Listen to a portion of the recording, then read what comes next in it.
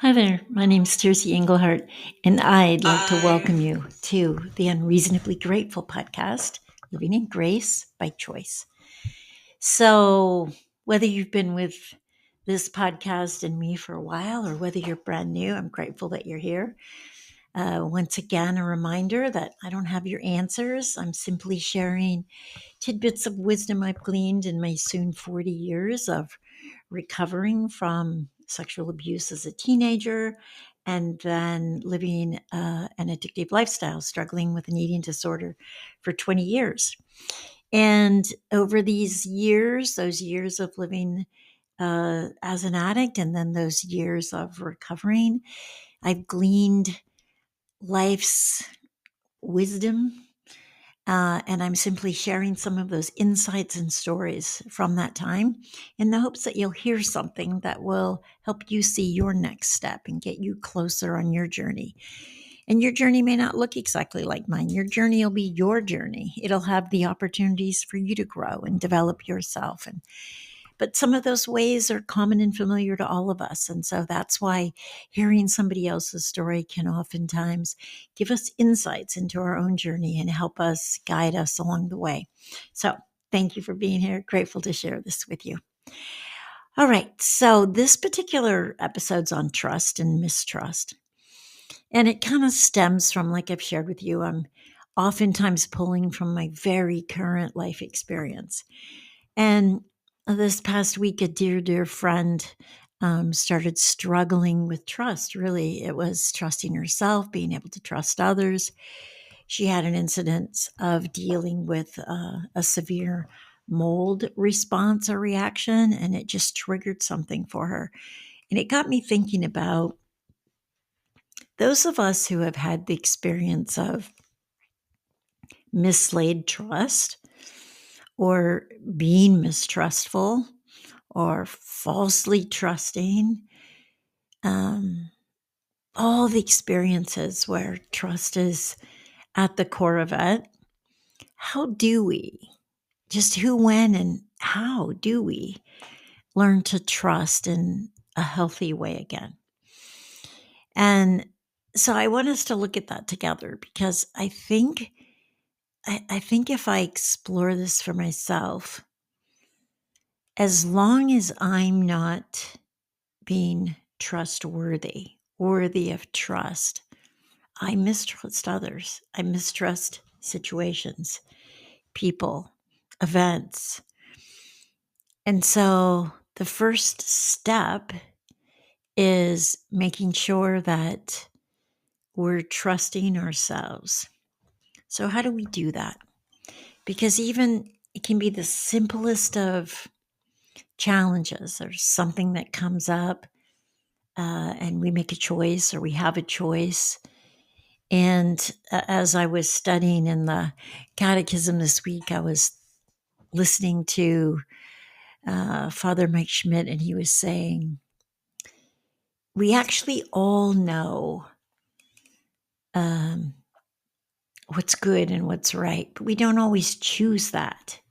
We get swayed by feelings and emotions, desires, and we have that freedom. As human beings, we have the freedom to choose. And one of the distinctions that I heard was real freedom is the ability to choose what's good. That's real freedom. And we don't always do that. And so as I think about that, I think trust is connected to that. If we have the freedom to choose what's good and we actually know what's good, but don't choose that, we create an opening for mistrust to kind of set in. And I think mistrust is a lot like mold. It has this ability to spread, to look for weak places. You know, in my cheese making, mold's an issue, right? And so you have to keep the humidity just right and the temperature just right. And you have to make sure that it's adequately pressed so there isn't an air pocket or an opening, a crack in the outside of it, because wherever those exist, there's an opportunity for mold to enter. And once it enters, it spreads. It's actually seeks air, and it spreads through any openings or gaps. And I think mistrust is like that. That to trust is actually, it is a gift. It is a gift to trust. And in particular, to trust ourselves, because we actually do know when we're deceiving or being deceitful or not being completely honest, withholding, denying, whatever that might look like for you. So, what is it to really live moment to moment worthy of being trusted, trustworthy? And ultimately, the best judge of that is you. Because just like we have a strong inner judge, a critic who will point out our faults, our foibles, it also knows and points out when we're not being completely honest or trustworthy. And so I think the first step in this, and maybe this is more than one episode, but I think the first step in this is really spend time looking at where you doubt yourself.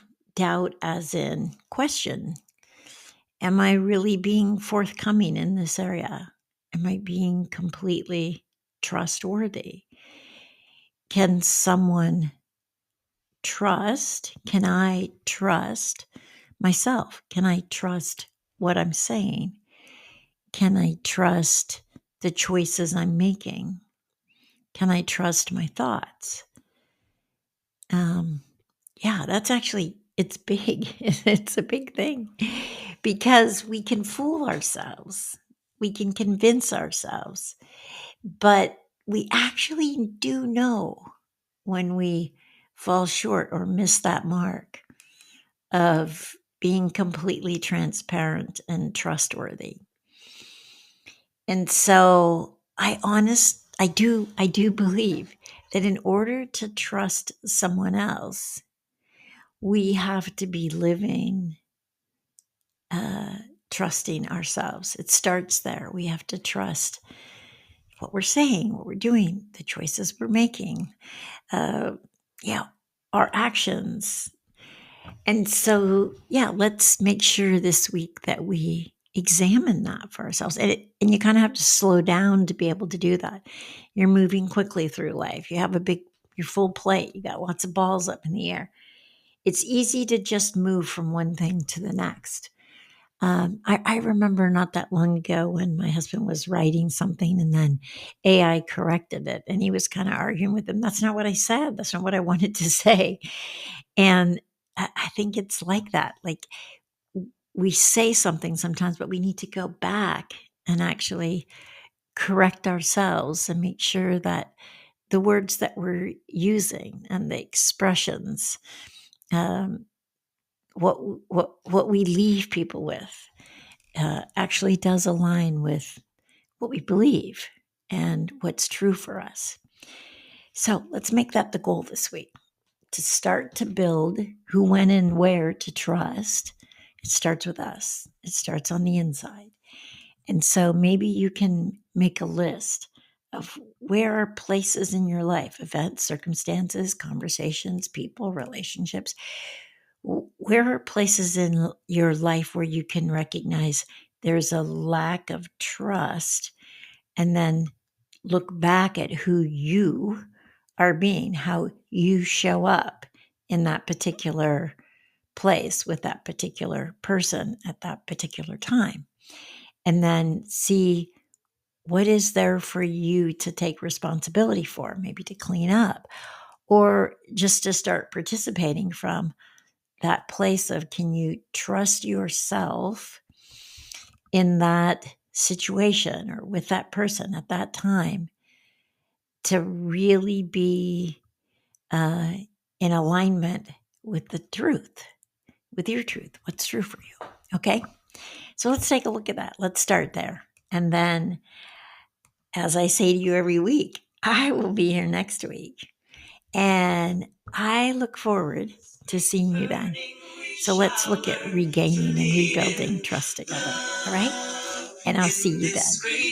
And I think have a beautiful Thanksgiving. So much to be grateful for.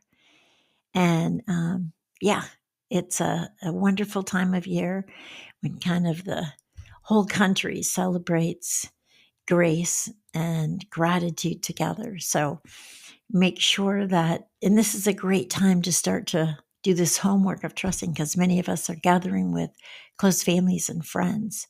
So see if you can't look at where you get separated or off the mark of being trustworthy, worthy of trust, and see how you might be able to show up a little differently in that situation. Okay? Have a great Thanksgiving with those you love, and let's give thanks every day for one more breath and the opportunity to live this life together.